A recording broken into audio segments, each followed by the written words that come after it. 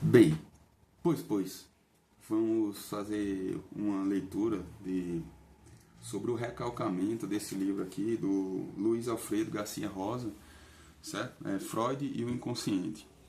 Aqui é a obra Freud e o Inconsciente. Então aqui nós vamos para o capítulo 7º, onde ele vai falar sobre o recalcamento, tá? Então vamos iniciar aqui nossas leituras. Pois, tá certo. É o recalcamento. Em sua A História do Movimento Psicanalítico, Freud afirma que a teoria do recalcamento é a pedra angular sobre a qual repousa toda a estrutura da psicanálise. A teoria do recalcamento é a pedra angular sobre a qual repousa toda a estrutura da psicanálise. A pedra de toque. A pedra angular. O momento histórico do surgimento do conceito de recalcamento, Verdrängung, já foi assinalado, embora sem maiores detalhamentos, nos capítulos 1 e 3. O que pretendo fazer agora é proceder a uma análise mais detalhada do conceito a fim de articulá-lo com o conceito de inconsciente, o que nos permitirá compreender a ênfase dada por Freud à afirmação transcrita acima. Quem primeiro empregou o termo Verdrängung de uma forma que poderia ser aproximada à de Freud foi Johann Friedrich Herbart, cujas obras principais datam da primeira década do século XIX. Herbart é herdeiro das concepções de Leibniz e Kant, tendo ocupado em Königsberg a cátedra que pertenceu a este último, o filósofo Kant.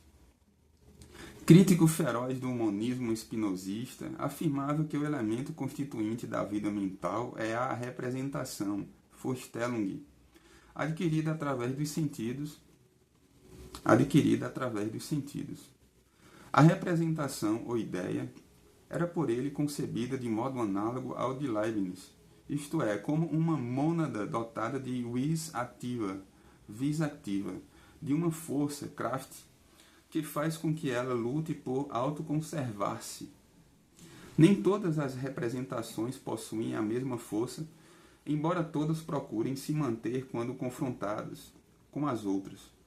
Nessa confrontação, uma ideia pode ser recalcada ou inibida por outra, o que faz com que ela permaneça aquém do umbral de consciência. Esse conflito entre as ideias era para Herbart o princípio fundamental do dinamismo psíquico, sendo por ele comparado em importância ao princípio da gravitação para a física. Interessante. O mais surpreendente, porém, é que Herbart não se contenta apenas em afirmar a existência de representações conscientes e inconscientes, mas afirma ainda que as representações que foram tornadas inconscientes não foram destruídas nem tiveram sua força reduzida, mas permanecem lutando a nível inconsciente para se tornarem conscientes. Cada movimento das ideias está confinado entre dois pontos fixos, seu estado de completa inibição e seu estado de completa liberdade, e há um esforço natural e constante por parte de todas as ideias de retornar a seu estado de liberdade total, ausência de inibição, citado por Boring, em 1979. Aqui é a citação do Herbart. Então vamos repetir novamente, certo?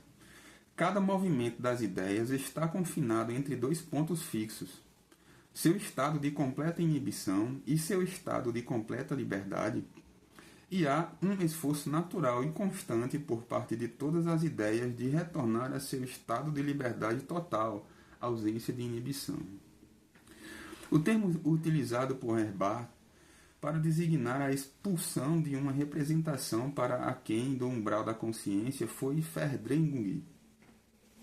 A aproximação entre as concepções de Herbart e de Freud é inevitável, tanto mais quanto sabemos através de Ernest Jones, 1960, que Herbart exerceu grande influência sobre Meinert, que foi professor de Freud.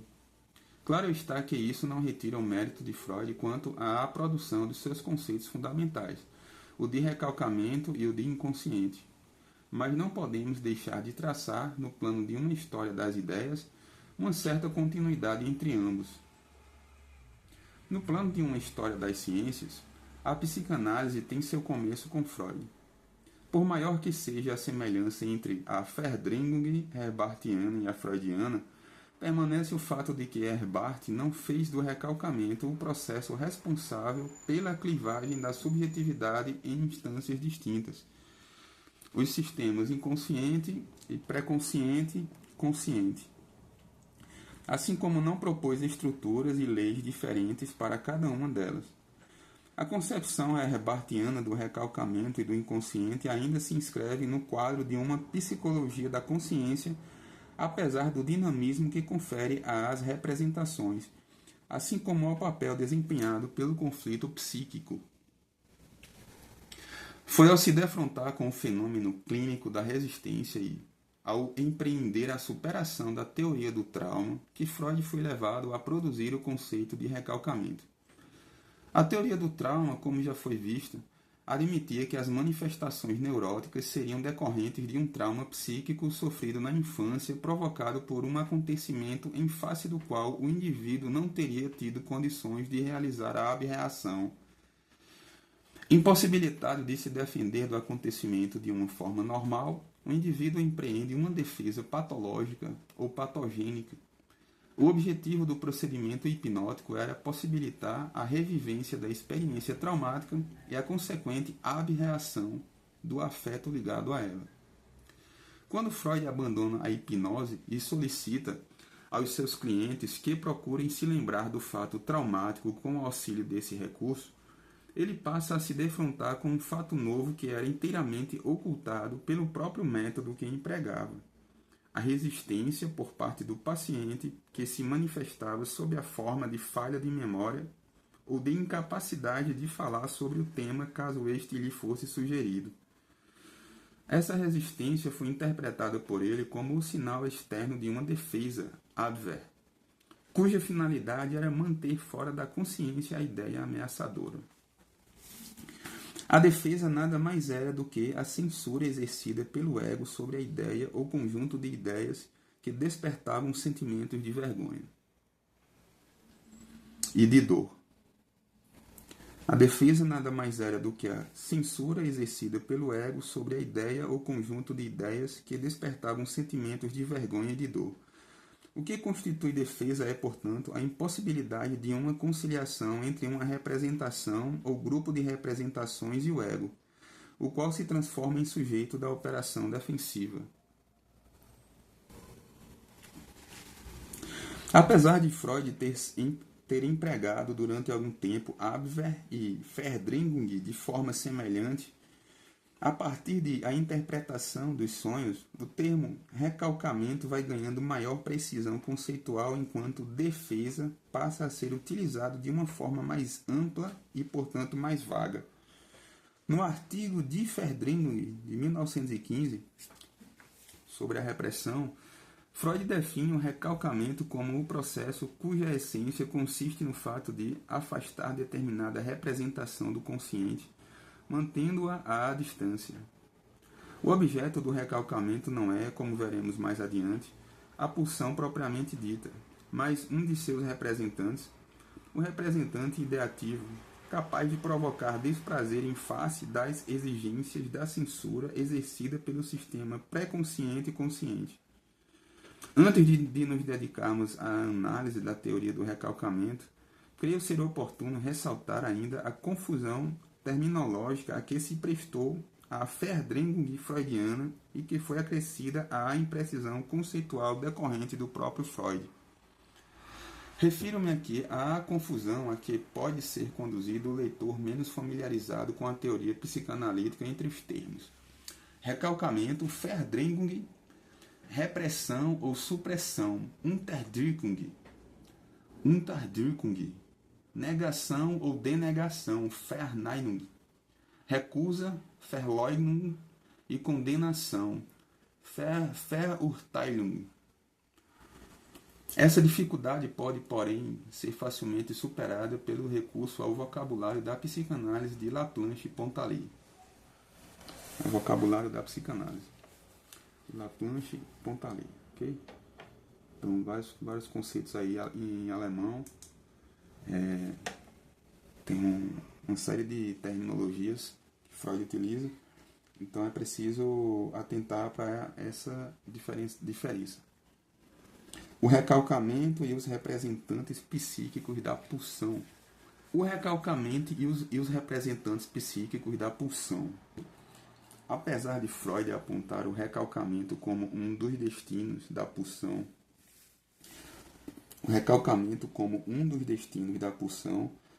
ficamos sabendo por ele mesmo que aquilo sobre o qual incide o recalcamento não é a pulsão propriamente dita, mas um de seus representantes, o representante ideativo. Na verdade, a pulsão está aquém da distinção entre consciente e inconsciente, na medida em que ela jamais pode tornar-se objeto da consciência e que, mesmo no inconsciente, ela tem de ser representada por uma ideia.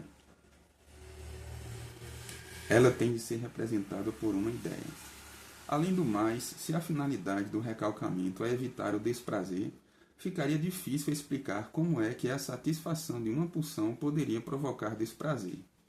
A satisfação de uma pulsão é sempre prazerosa. Portanto, quando Freud fala em recalcamento da pulsão, devemos ter sempre em mente que ele está se referindo ao representante ideativo da pulsão, esta sim capaz de provocar desprazer ao ser confrontado com um sistema pré-consciente e consciente.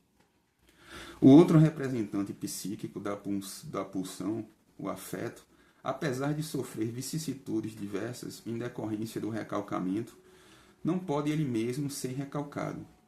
A razão disso é que não se pode falar em afeto inconsciente. O que pode ser tornado inconsciente é a ideia à qual o afeto estava ligado, podendo este último ser deslocado para outra ideia. O que o recalcamento produz é uma ruptura entre o afeto e a ideia à qual ele pertence, mas não uma transformação do afeto em afeto inconsciente.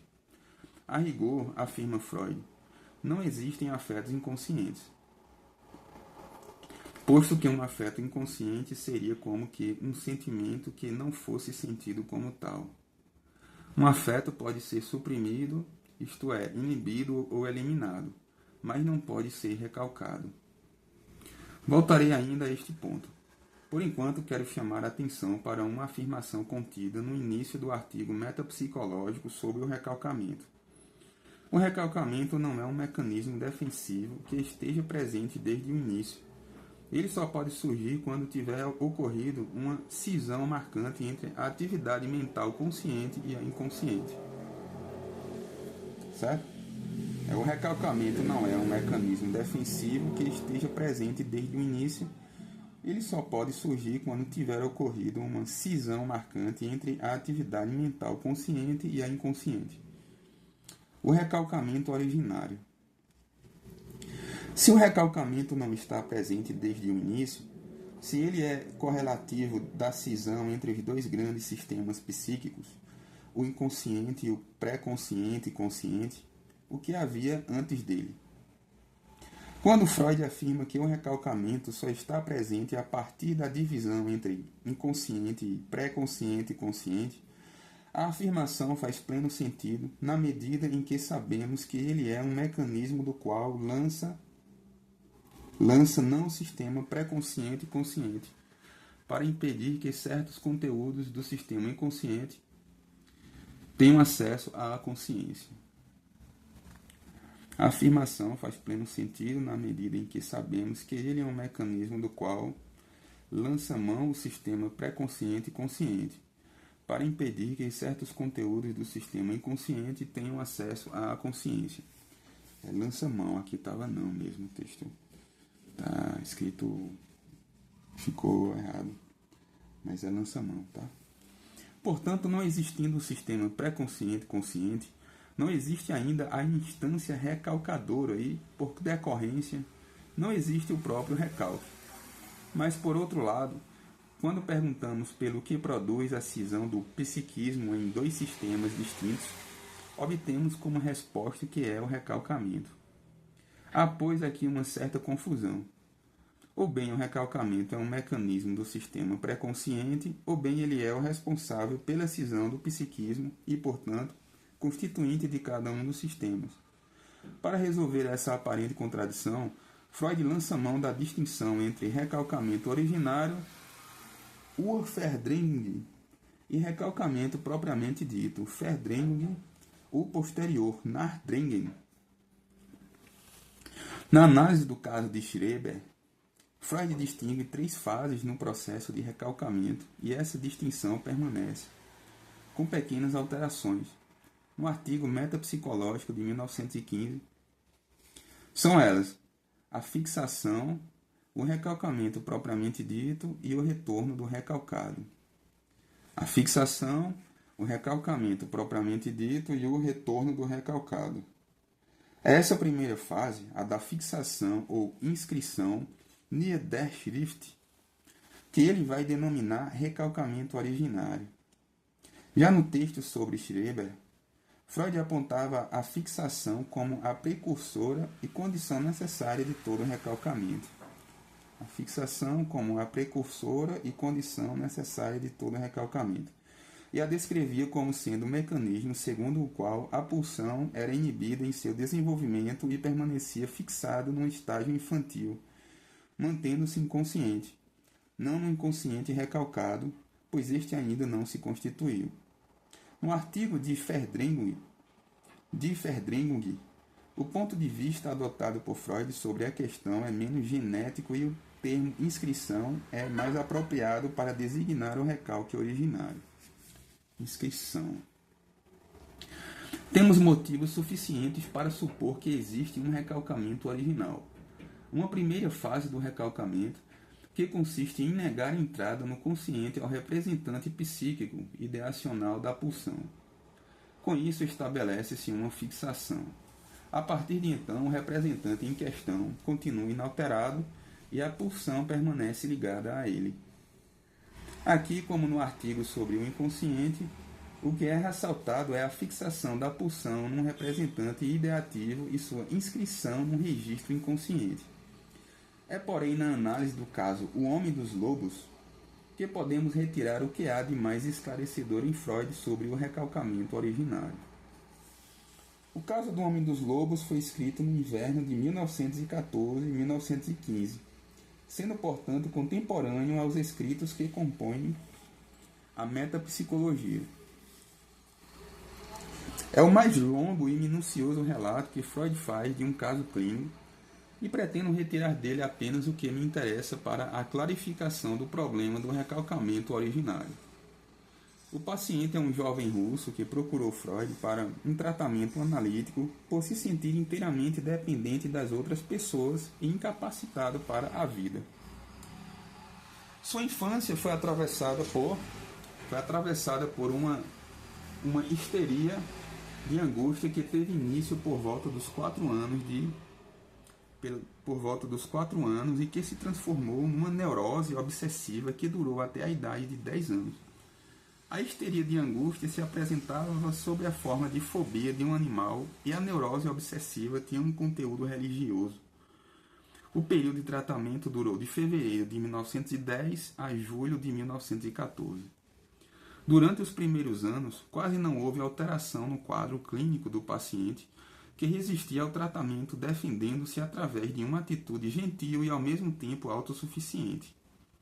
Quando Freud sentiu que o jovem estava suficientemente transferido, marcou uma data para o término do tratamento e somente através desse artifício conseguiu romper as defesas que ele apresentava. Não há como reproduzir o minucioso trabalho de reconstrução histórica que Freud empreendeu e que está parcialmente contido nas 150 páginas que compõem o relato do caso. Limitar-me-ei a assinalar alguns pontos que o conduziram a precisar a data de uma cena infantil que nos ajudará a compreender a questão do recalque originário. Quando o paciente tinha 3 anos e 3 meses de idade, sua irmã o conduziu a práticas sexuais. Ela brincava com seu pênis e ele se deixava manipular passivamente. Essa atitude passiva, unida ao fato de que a irmã era mais elogiada pelos pais por ser mais inteligente e desembaraçada que ele, deu lugar a fantasias nas quais ele se colocava como tentando ver a irmã despida e fora castigado pela família. Mas, de fato, em vez de tentar seduzir a irmã, o que ele fez foi tentar seduzir sua babá, em presença da qual se punha a brincar com o pênis. A babá repudiou sua sedução, ameaçando-o de castração. E sua sexualidade, que já começava a se concentrar em torno da zona genital, regrediu a uma etapa sádico-anal.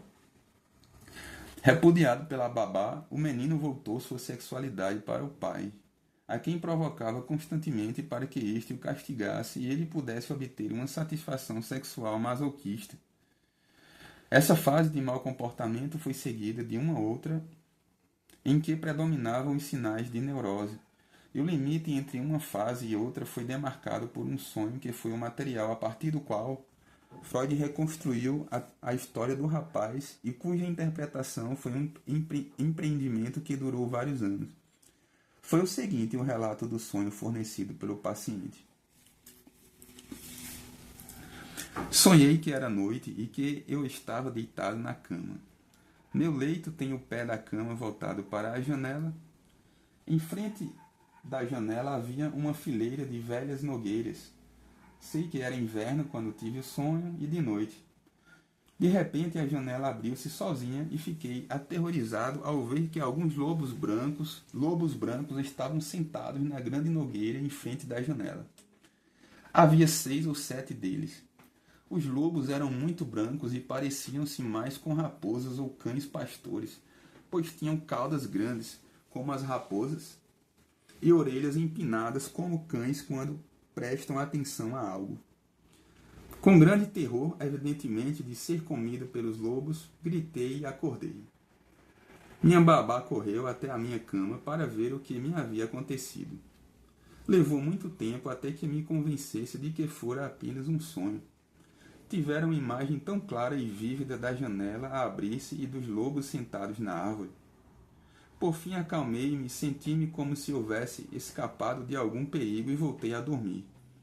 A única ação do sonho foi a abertura da janela, pois os lobos estavam sentados muito quietos e sem fazer nenhum movimento sobre os ramos da árvore, à direita e à esquerda do tronco, e olhavam para mim. Era como se tivessem fixado toda a atenção sobre mim. Acho que foi meu primeiro sonho de ansiedade. Tinha 3, 4 ou no máximo 5 anos de idade na ocasião. Desde então, até contar 11 ou 12 anos, sempre tive medo de ver algo terrível em meus sonhos. O paciente associava o sonho com a lembrança de um livro infantil no qual aparecia a figura de um lobo com o qual seu irmão amedrontava. No entanto, através de um trabalho extremamente meticuloso, e que só nos últimos meses de análise foi concluído, Freud chegou ao seu significado completo. O sonho parecia apontar para uma cena que, por detrás do seu conteúdo manifesto, se mantinha desconhecida. Essa cena tinha sido esquecida na época do sonho e, portanto, deveria ter ocorrido muito antes dos 3 ou 4 anos de idade. A partir das associações fornecidas pelo paciente, Freud chega à conclusão de que o que emergiu naquela noite, a partir do inconsciente do sonhador, foi a cena de uma cópula entre os pais numa posição peculiar. O pai em pé por trás da mãe, e esta dobrada para a frente como um animal. O paciente associava a posição do pai com a do lobo no conto de fadas. A idade em que o menino presenciou a cena foi determinada de forma rigorosa como sendo a de meio ano, sendo que n teria de ser menos que 2, n mais meio ano, sendo que n teria de ser menos que 2, o que reduzia a escolha a 2 datas apenas, de 0 a 6 meses e 1 ano a 6 meses. 1 ano mais 6 meses. Freud descarta a primeira hipótese por achá-la pouco provável, o que localiza a cena traumática como tendo ocorrido quando o paciente tinha 1 ano e meio. A angústia que o menino passou a manifestar a partir do sonho, o medo de ser devorado pelo lobo, nada mais era do que a transposição do desejo de ser copulado pelo pai, isto é, de obter satisfação sexual da mesma maneira que a mãe. Seu pai era o lobo que trepava e sua mãe era o lobo castrado que permitia que trepassem nele. O que o paciente rejeitava era ver sua masculinidade castrada para ser sexualmente satisfeito pelo pai.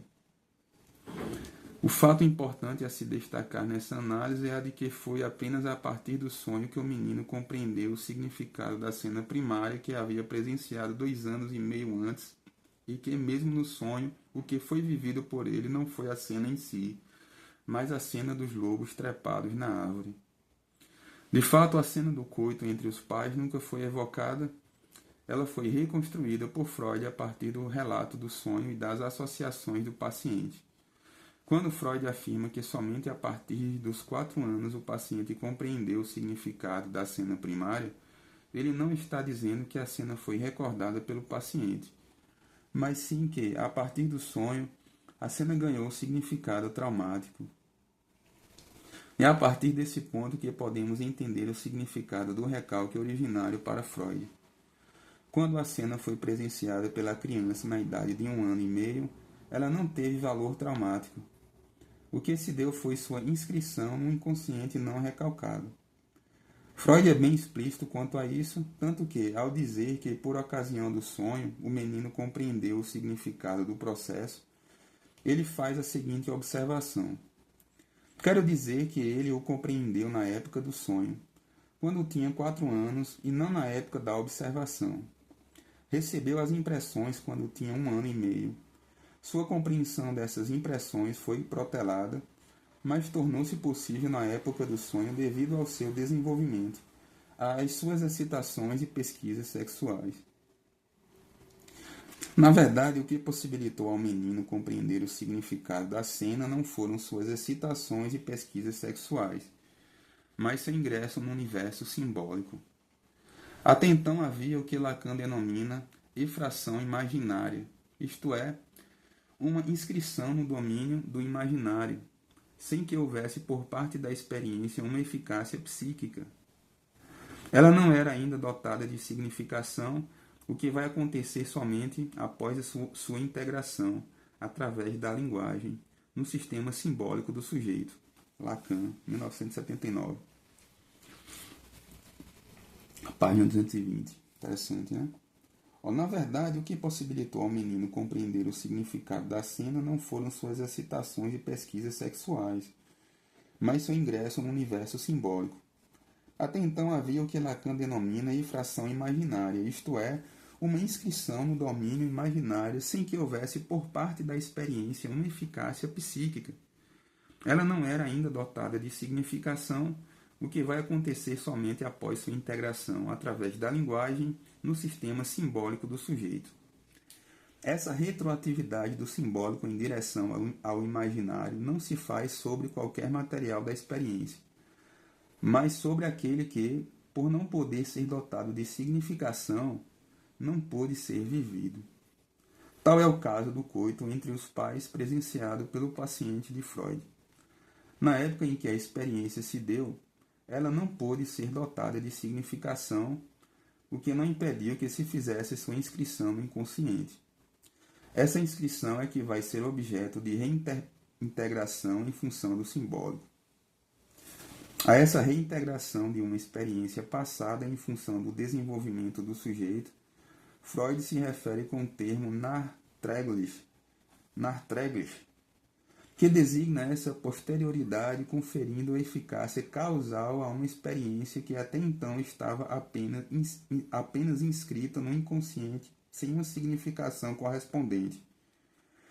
É essa fixação ou inscrição que vai constituir o recalcamento originário, Urverdrängung, de que vai tornar possível o recalcamento secundário ou posterior, Nachdrängen. Resumindo o que foi dito, antes de ter informados os sistemas inconsciente e pré-consciente e consciente, certas experiências cuja significação inexiste para o sujeito são inscritas no inconsciente e têm seu acesso à consciência vedado a partir de então. Essas inscrições vão funcionar como o recalcado original, que servirá de polo de atração para o recalcamento propriamente dito. Essas inscrições se dão antes do ingresso no simbólico e permanecem no registro do imaginário até que recebem significação a partir do momento em que o sujeito atinge a verbalização. É somente ao receber significação por parte do sistema simbólico que seu caráter traumático vai ser experienciado pelo sujeito e ocorrerá o recalcamento propriamente dito. No entanto, uma série de pontos dessa concepção teórica ainda permanecem confusos. Que inconsciente é esse no qual se dá a inscrição? Por que seria vedado à criança uma significação, ainda que extremamente simples, dessa experiência? Porque exatamente esta cena do coito entre os pais foi fixada, e não uma outra cena qualquer do cotidiano de um casal. Se os sistemas inconscientes e pré-conscientes ainda não estão formados na época do recalcamento originário, de onde provém a sua energia de investimento?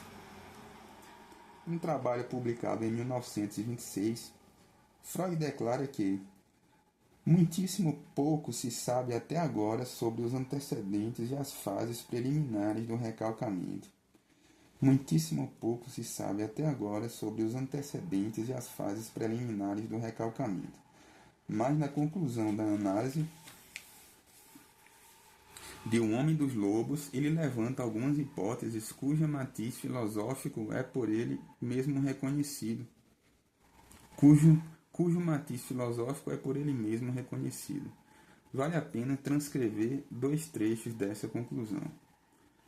Se se considera o comportamento do menino de 4 anos em relação à cena primária reativada, ou mesmo se pensa nas reações muito mais simples da criança de 1 ano e meio, quando a cena foi realmente vivida, é difícil descartar a opinião de que algum tipo de conhecimento dificilmente definível, algo, fosse o que fosse, preparatório para uma compreensão, estivesse agindo na criança na época.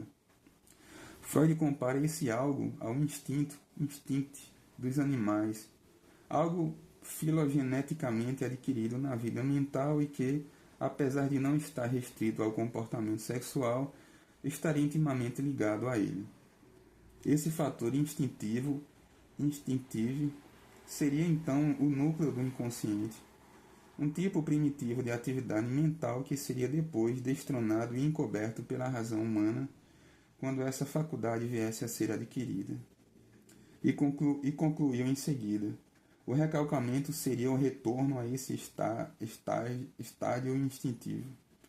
O recalcamento seria o retorno a esse estádio instintivo. O recurso à hipótese de uma herança filogenética não é novo em Freud e testemunha sua dificuldade para encontrar uma explicação convincente para o recalcamento originário, ao mesmo tempo que não pode prescindir desse mecanismo, pois ele é indispensável para a compreensão do recalcamento propriamente dito. Segundo Freud, para que haja o recalcamento não é suficiente a ação exercida pelo sistema pré-consciente e consciente, é necessário também a atração exercida por representações inconscientes. Surge então a pergunta: e como se formam essas representações inconscientes que vão servir de polo de atração para o recalcamento? É na tentativa de oferecer uma resposta para essa questão que ele vai lançar mão de um símile do instinto que funcionaria como uma primeira indicação, ainda bastante primitiva, para as inscrições que vão se constituir no recalcamento original. Lançar mão de um símile do instinto que funcionaria como uma primeira indicação, ainda bastante primitiva, para as inscrições que vão se constituir no recalcamento original.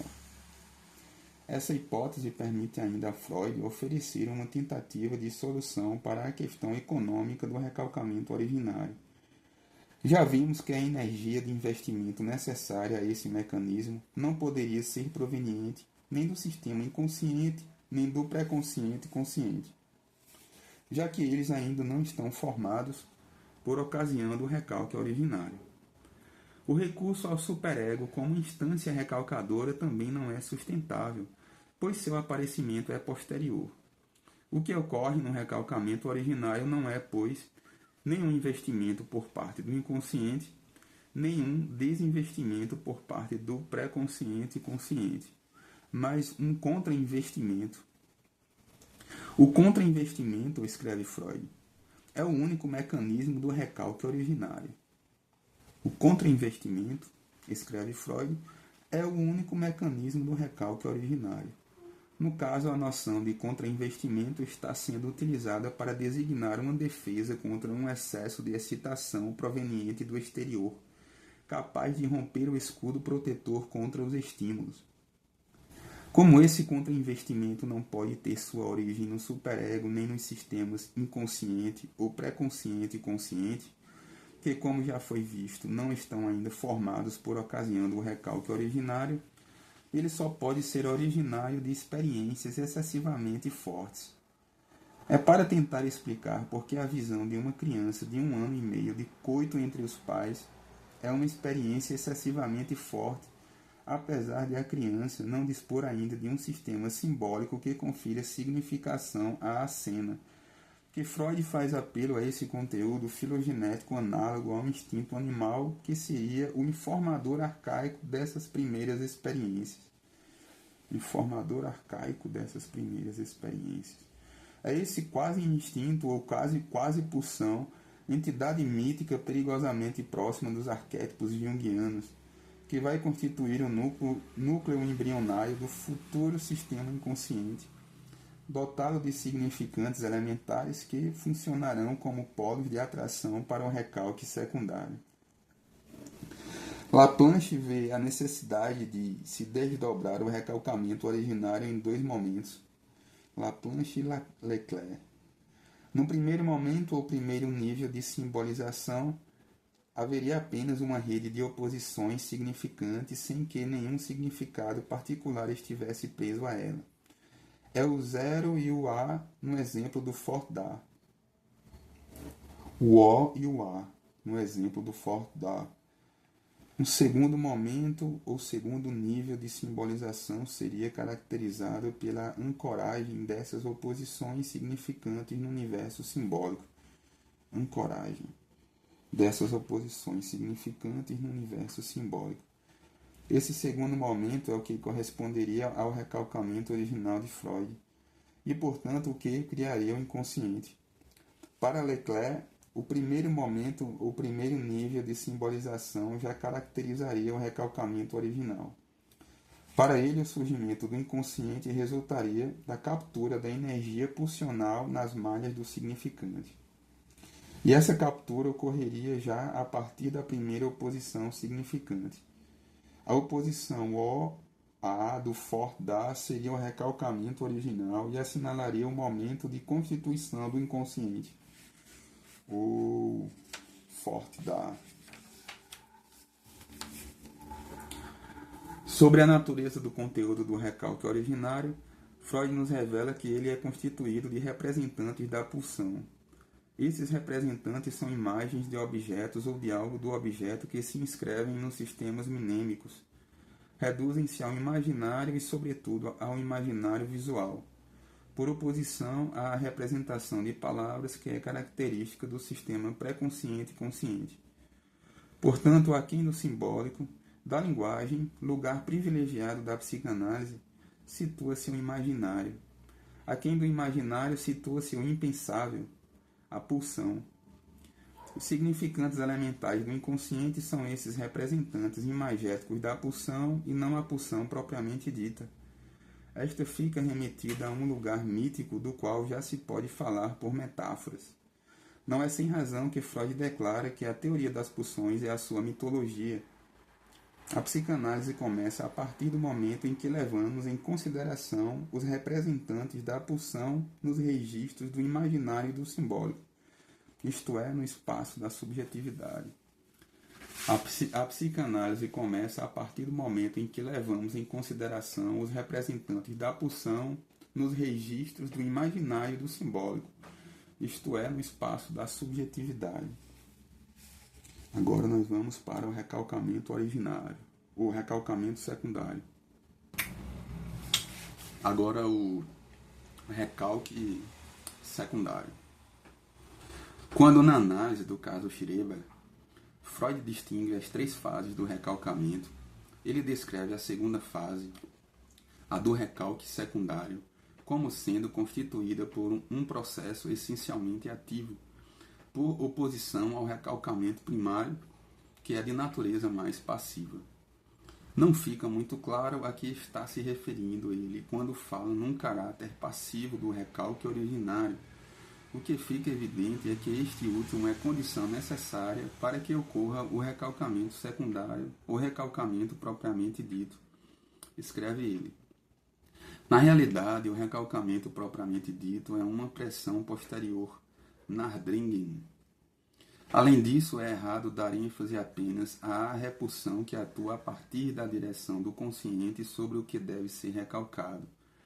Igualmente importante é a atração exercida por aquilo que foi primeiramente repelido sobre tudo aquilo com que ele possa estabelecer uma ligação. Provavelmente a tendência no sentido do recalcamento falharia em seu propósito, caso essas 2 forças não cooperassem. Caso não existisse algo previamente recalcado, pronto para receber aquilo que é repelido pelo consciente. Enquanto o recalcamento originário é o responsável pela clivagem do psiquismo em instâncias diferenciadas, o recalcamento secundário é um processo que pressupõe a clivagem. Ele é feito do conflito entre o sistema inconsciente e o sistema pré-consciente e consciente, sendo que é a partir deste último que ele é exercido. A função do recalcamento é, como já foi dito, a de impedir que certas representações pertencentes ao sistema inconsciente tenham acesso ao sistema pré-consciente e consciente. Portanto, aquilo sobre o qual o recalcamento incide é o representante psíquico da pulsão e não sobre a pulsão ela mesma. O representante psíquico da pulsão e não a pulsão ela mesma. Vimos, no entanto, que a pulsão tem 2 representantes psíquicos. O representante ideativo, Vorstellungsrepresentanz, e o afeto, affect. O recalcamento incide apenas sobre o representante ideativo e não sobre o afeto. Este último sofre uma série de vicissitudes em função do recalcamento, mas não é ele próprio recalcado.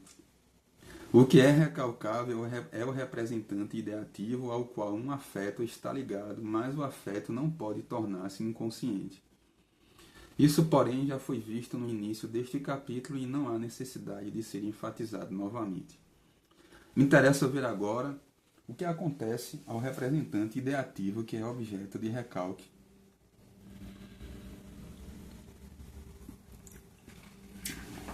Uma vez recalcado, o representante ideativo continua a ter existência independente, produzindo derivados e estabelecendo novas conexões. Como afirma Freud muito bem, o recalcamento interfere apenas na relação do representante ideativo com o sistema pré-consciente e consciente, mas não com seu modo de ser no interior do sistema inconsciente.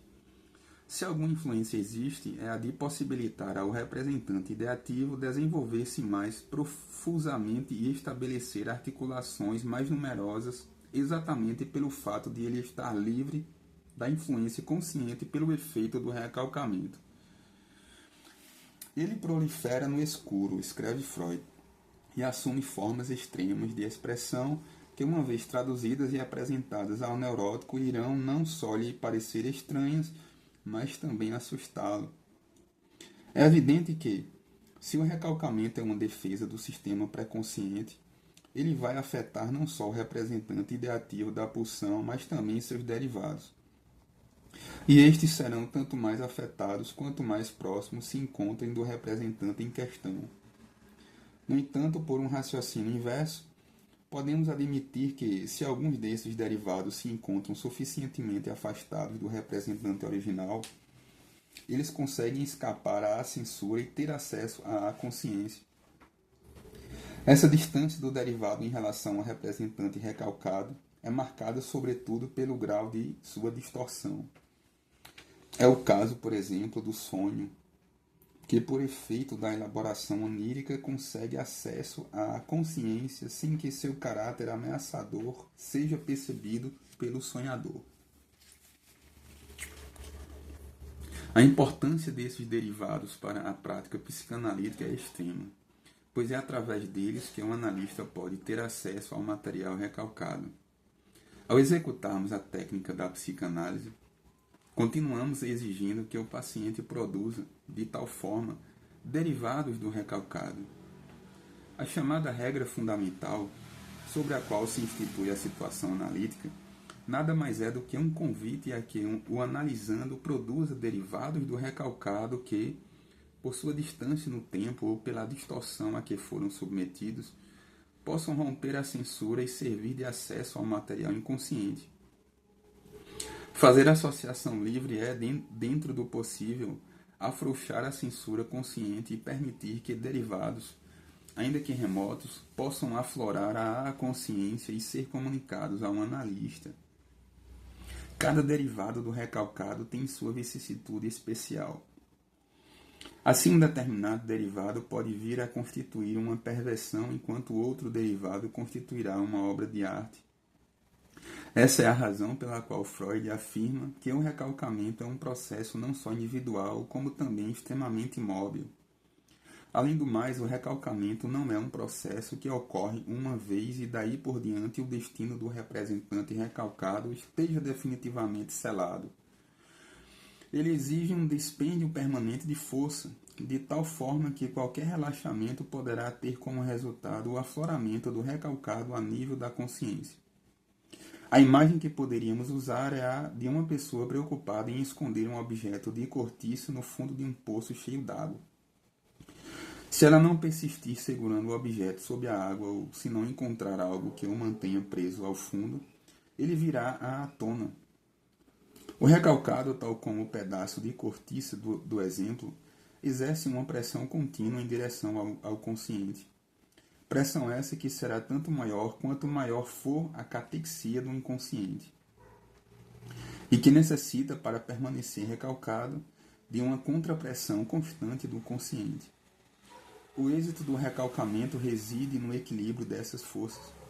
No caso do sonho, graças a um afrouxamento da censura consciente decorrente do estado de sono, esse equilíbrio é rompido e o material inconsciente pode vir à tona. Mas mesmo neste caso, a contrapressão não é totalmente eliminada. E a prova disso é a distorção a que é submetido o representante da pulsão. O representante ideativo não é, como já vimos, o único representante da pulsão. Há também o afeto. Este não pode ser recalcado, mas isso não significa que ele é infenso ao processo de recalcamento. Ao contrário, do ponto de vista econômico, é muito mais importante o destino de afeto ligado a um representante ideativo recalcado do que o destino do representante propriamente dito. A razão disso está em que a parte quantitativa da pulsão só se exprime em afetos, daí ser possível, pelo mecanismo do recalcamento, mantermos no inconsciente o representante ideativo da pulsão, mas não sermos capazes de impedir o desprazer que resulta da liberação da carga de afeto que estava ligada a ele. Em seu artigo metapsicológico dedicado ao recalcamento, Freud ilustra os destinos do representante ideativo e do afeto através de 3 quadros clínicos: a neurose de angústia, a histeria de conversão e a neurose obsessiva. O caso da neurose de angústia, tomado como exemplo, foi o do Homem dos Lobos, que apresentei resumidamente na sessão anterior. Vimos como o desejo sexual pelo pai é recalcado e reaparece como fobia de um animal. No caso, o representante ideativo é substituído por deslocamento ao longo de uma série de conexões, pela figura de um lobo, enquanto o afeto é transformado em ansiedade. Freud salienta o quanto o recalcamento, no caso do Homem dos Lobos, foi destituído de êxito, pois se ele foi eficaz no sentido de substituir um representante ideativo por outro, foi totalmente ineficaz quanto a evitar o desprazer. Na histeria de conversão, o processo de recalcamento é em geral bem sucedido na medida em que consegue provocar o desaparecimento total do afeto. É bem verdade que em seu lugar surgem os sintomas, os quais são por si mesmos incômodos, mas na maioria dos casos não são acompanhados de ansiedade. Freud lembra aqui a afirmação de Charcot sobre a bela indiferença dos histéricos.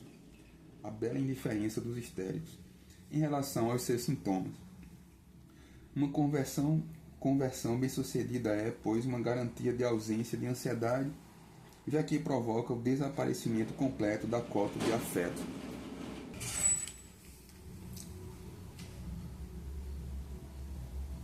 No caso de o recalcamento não ser bem feito, os sintomas podem ser acompanhados de ansiedade, o que provoca a formação de um mecanismo fóbico para evitar o desprazer.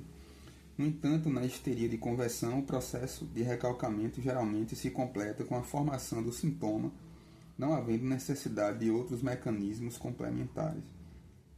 O terceiro caso examinado por Freud é o da neurose obsessiva.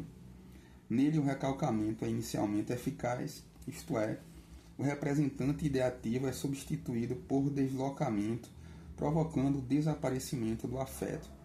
Ocorre, porém, que o recalcamento, que foi de início bem sucedido, não consegue se manter e com o tempo seu fracasso se torna cada vez mais evidente. Com a falha do recalcamento, o afeto ressurge sob a forma de ansiedade e autocensura, provocando novas substituições por deslocamento e novos mecanismos de fuga, como na fobia. Geralmente, na neurose obsessiva, esse processo de recalcamento prossegue numa série infindável de sucessos e insucessos.